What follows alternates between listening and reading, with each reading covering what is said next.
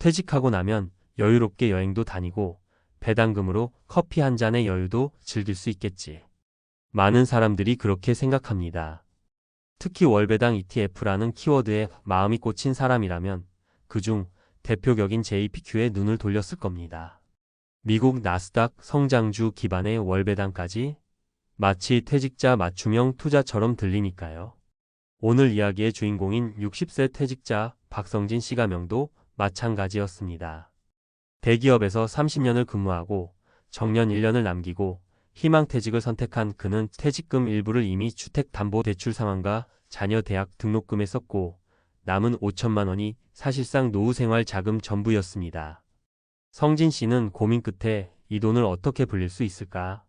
라는 물음에 도달했고 결국 유튜브와 블로그에서 극찬받던 JPQ ETF에 투자하기로 결심했죠.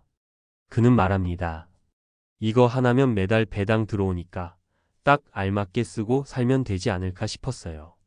하지만 현실은 생각보다 녹록지 않았습니다. 첫 번째 달, 배당금이 들어왔습니다. 세후 약 20만 원 남짓? 오, 매달 이 정도면 괜찮은데? 싶었지만 문제는 배당은 일정하지만 지출은 그렇지 않다는 점이었습니다. 예상보다 더 빠르게 바닥나는 생활비, 늘어나는 예기치 못한 지출이 발목을 잡았습니다. 예를 들면 이런 거죠.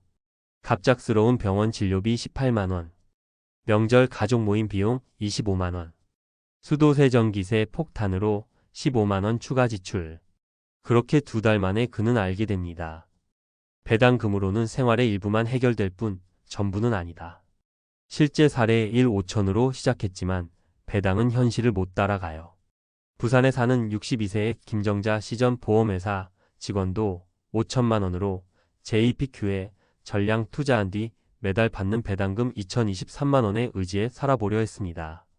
그녀는 처음엔 외식도 줄이고 지출도 아끼며 꽤 버틸 수 있을 거라 생각했죠.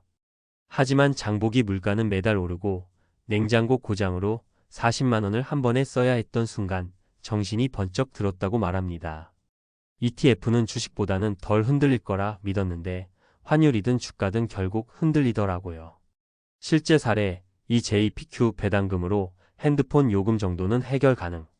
서울에서 혼자 사는 59세의 이종현 씨는 JPQ를 3천만 원 정도 매수하고 나머지는 정기예금에 넣었습니다. 그는 JPQ 배당으로 핸드폰 요금, 교통비 정도는 감당 가능했지만 문제는 큰 돈이 필요한 순간마다 쓸 돈이 없다는 불안감이었습니다. 불안이 쌓이니까 JPQ를 팔아야 하나? 이런 생각이 자꾸 들었어요. 그러면 배당도 사라지잖아요. 그는 결국 말합니다.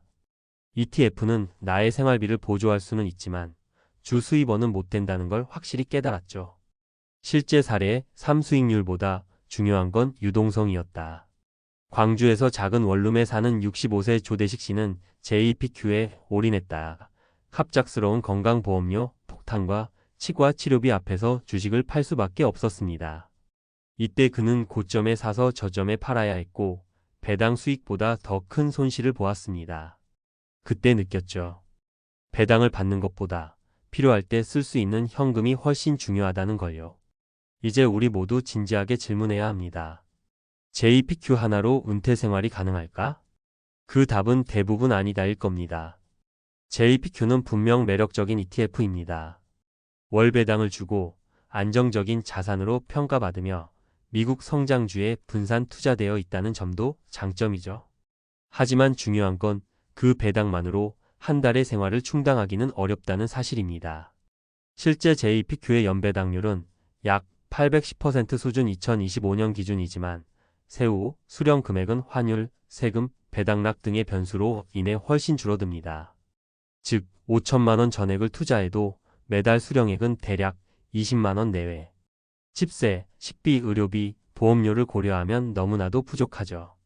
그래서 지금 중요한 건 이런 균형입니다. JPQ는 은퇴 생활의 한 축으로 삼고 반드시 다른 수단들과 병행해야 한다는 점입니다. 국민연금이 있다면 JPQ는 부수입 역할로, 소규모라도 임대 수익, 아르바이트 수입이 있다면 시너지 효과, 또는 비상시를 대비한 현금성 자산도 반드시 확보. 그렇지 않으면 ETF든 주식이든 결국 팔기 위해 투자하게 되고 그 순간 손실을 피할 수 없습니다. 성진 씨는 결국 일부 JPQ를 매도하고 월 60만 원짜리 택배 보조 아르바이트를 시작했습니다. 그는 씁쓸하게 말합니다. ETF 배당으로 여유롭게 산다는 말, 영상으로만 보면 그럴듯해요. 하지만 진짜 현실은 배당은 단지 보너스일 뿐이더라고요. 지금 은퇴를 앞두고 있거나 은퇴 자산으로 월배당 ETF에 관심이 있다면 꼭 기억하세요. 배당은 삶의 일부를 보조할 수 있을 뿐 전체를 책임지진 않는다. 5천만 원으로 삶 전체를 맡기기엔 은퇴 후의 현실은 훨씬 더 복잡하고 냉정합니다. 하지만 동시에 조금씩 준비하고 수익원 여러 개를 조합한다면 분명 가능성은 있습니다. 그 시작은 ETF를 믿는 것이 아니라 이해하는 것에서 시작해야 한다는 사실을 잊지 마세요. 앞서 이야기한 JPQ 하나 믿고 은퇴 생활이 가능할까? 라는 질문에 대해 현실적인 이야기들을 나눴다면 이제는 조금 더 전문가의 시선에서 이 ETF를 실제로 어떻게 활용해야 하는지 그리고 주의할 점은 무엇인지 구체적으로 정리해 드릴게요. 이건 단순히 투자하라, 하지 마라의 문제가 아니라 어떻게 포지셔닝하고 활용해야 하는가의 문제입니다. JPQ 그 매력은 분명하다. 먼저 JPQ는 미국 나스닥 기반의 커버드콜 ETF입니다. 쉽게 말해 나스닥 우량 기술주 애플, 마이크로소프트, 구글 등에 투자하면서 동시에 콜옵션을 팔아 프리미엄 수익을 얻고 그 수익을 매달 투자자에게 배당으로 나눠주는 구조죠. 연평균 배당률은 약 810% 수준. 매달 배당이 지급되며 분기마다 배당금이 조금씩 달라질 수 있음. 5천만 원 투자 시 세후 월 배당금은 약 25만 원 선. 이론적으로 보면 아주 훌륭해 보입니다. 특히 예적금 이자가 34%대인 상황에서 이 정도 배당은 꽤 매력적이죠. 하지만 이걸 생활비 전부로 믿는 순간 위험이 시작된다. 여기서 중요한 건 ETF는 투자 자산이라는 점이에요. 절대 연금이 아닙니다. 은퇴 후 자산 중 일부를 투자해서 현금 흐름 보완용으로 쓰는 게 핵심입니다. 예를 들어 볼게요. 어떤 분이 5천만 원을 전부 JPQ에 투자하면 월 20만 원 배당금이 들어옵니다. 그런데 이분이 매달 생활비로 150만 원이 필요하다고 하면 나머지 130만 원은 어디서 메꿀 수 있는가? 이게 바로 현실의 문제예요. 즉, JPQ는 생활비의 일부, 특히 소소한 지출에만 대응할 수 있어야 합니다. 이를 무시하고 월배당만으로 살아보겠다라고 전적으로 기대하면 주가 하락이나 배당 감소, 환율 변화, 세금 변수에 휘청이게 됩니다.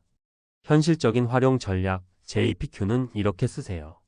현금 흐름 보완용으로 활용하세요. 전체 은퇴 자산 중 2030% 정도만 배정하는 게 이상적입니다. 예를 들어 전체 자산이 1억이라면 23천만 원 정도만 JPQ에 투자하고 나머지는 국민연금, 적립식 예금, 현금성 자산으로 유지하는 식이죠. 비정기 지출에 대응하는 월 배당금으로 설정하세요. 배당금은 고정 수입이 아닙니다. 그래서 생활비의 일부가 아니라 교통비약값, 통신비 등 소액 고정 지출을 커버하는 용도로 설정하면 훨씬 현실적입니다. 환율 세금 고려 필수. JPQ는 미국 상장 ETF이기 때문에 환차 손환차익 발생 가능. 미국 배당세 15% 자동 원천 징수됨. 추가로 국내 종합과세 대상이 될 수 있음. 다른 금융소득과 합산해 2천만 원 초과 시 예를 들어 5천만 원을 투자해서 연간 400만 원 배당을 받는다면 그중 60만 원은 미국 세금으로 나가고 나머지 340만 원은 국내에서 종합소득세 신고 대상이 될 수 있어요. 즉, 단순히 배당률만 보고 판단하면 안 되고 세후 실수령액이 얼마나 되는지 계산한 후 투자해야 합니다. 꼭 주의해야 할 3가지 함정. 1. 배당이 줄어들 수 있다.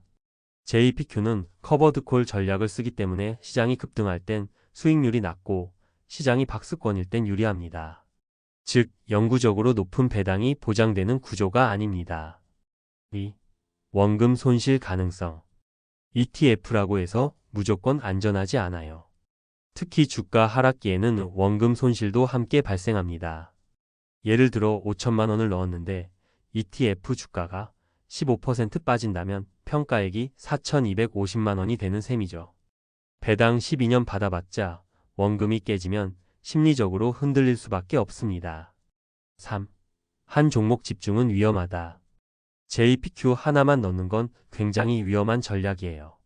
TQQQ, QYLD, SCHD, VTI 등과 자산군을 분산시켜야 충격을 줄일 수 있습니다. 그래서 어떻게 준비해야 할까? 현실적인 조합 전략을 제안합니다.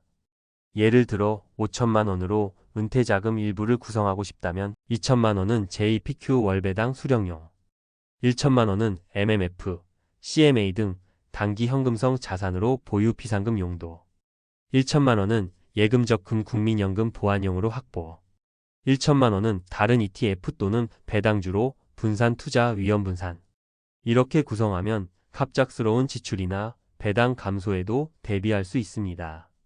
무엇보다 중요한 건 JPQ는 모든 것을 해결해주는 만능 열쇠가 아니라 퍼즐의 일부라는 점입니다. 마무리 조언. JPQ는 분명 매력적인 월배당 ETF입니다. 하지만 5천만 원이라는 소중한 자금을 전부 몰아넣고 은퇴생활 끝이라고 단정 짓는 순간 불안은 시작됩니다. 투자는 언제나 계획적으로, 분산적으로, 냉정하게 해야 합니다. 특히 은퇴 이후의 투자는 심리 안정과 현금 흐름의 안정성이 훨씬 더 중요합니다. JPQ 잘 쓰면 은퇴 생활의 든든한 보조 수단이 될 수 있습니다. 하지만 전부를 맡기는 순간 당신의 노후는 투자 상품의 변동성에 휘둘릴 수밖에 없습니다. 그래서 오늘 당신이 할 일은 단 하나.